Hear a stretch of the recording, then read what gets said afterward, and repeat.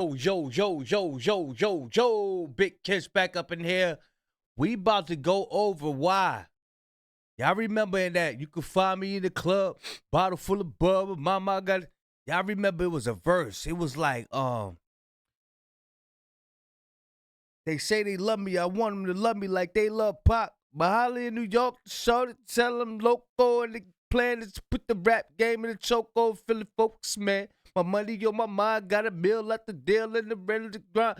Shorty says, feeling my style, feeling my flow. A girlfriend with it, they ride and they ready to go. Okay. Y'all remember that? Okay, the part we want is, they say they love me, I want them to love me like they love Pop. He ain't getting that love from Pop. He ain't getting that love like Pac, I meant. Who getting love like Pac right now today? Who getting love like Pac now today? We about to get into why 50 Cent is jealous of Kendrick Lamar. Oh yeah, he's jealous. He's jealous. I'm telling you, he's jealous because I said he's jealous. Now, we got Chain Fame. Chain Fame is the channel that's bringing us this video. We about to sit back and relax and watch it. You know what I mean? How Kendrick Lamar awakened the envy in 50 Cent. Y'all ready? I think this is going to be a good one. I ain't watched it yet, so this is a blind reaction. I'm ready. You ready? Y'all know I don't like holding y'all. Without further ado, let's get it. Yo, how far can envy go in hip-hop when an icon like 50 Cent starts launching nonsensical attacks on Kendrick Lamar? You know there's something much deeper behind it. Is it simple resentment, or are we seeing a legend struggle with the weight of his past in the face of Kendrick's current success? Let's break it all down, because this is a key moment in understanding the state of hip-hop today. Kendrick Lamar is at the top of his game right now. GNX is breaking records. The Super Bowl halftime show is about to put him on the biggest stage in the world, and his legacy just keeps growing. But when you're winning this hard, the haters start lining up. And right now, and you could see it. You could see it all everywhere he go. He just following behind Dot. Like, yo, go sit down. Here it is. Dot had an issue with Drake. Handle that issue. Had come 50 Cent trying to repair, trying to give Drake his tissue. Dot had an issue with the Andrew Schultz. Well, the Andrew Schultz dude tried to ride Dot wave. Guess who shows up on Andrew Schultz podcast? Him.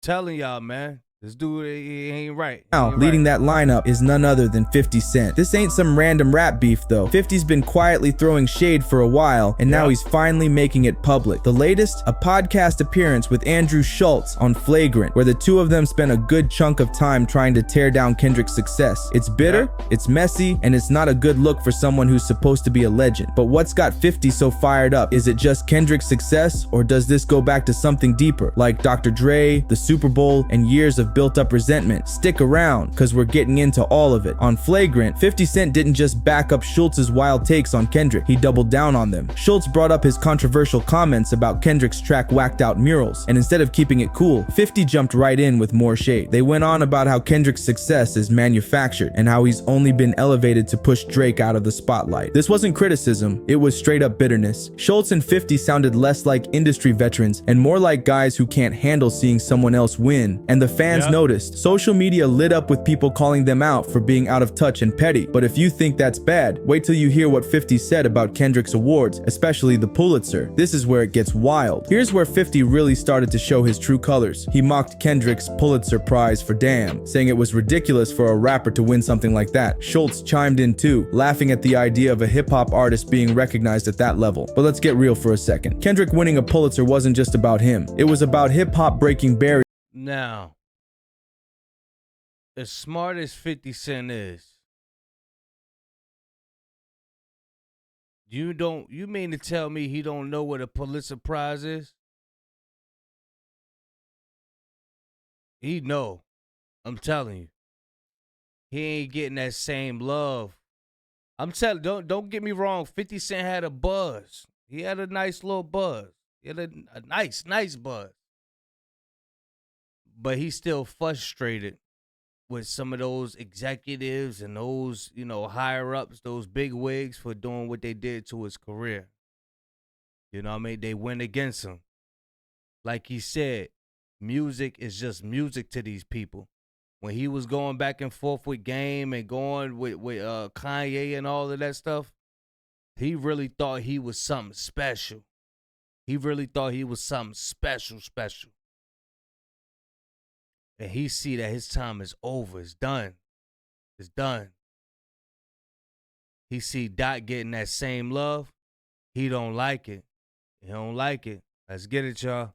Barriers and being recognized as a legitimate art form. It was a win for the culture. The fact that 50 and Schultz couldn't see that says more about them than it does about Kendrick. But this isn't just about awards. 50's frustration goes way deeper, and a lot of it ties back to the Super Bowl halftime show and his relationship with Dr. Dre. The cracks in 50's relationship with Kendrick became clear during the 2022 Super Bowl halftime show. Dr. Dre chose Kendrick, Eminem, Snoop Dogg, and Mary J. Blige as the headliners. 50 wasn't even on the initial list.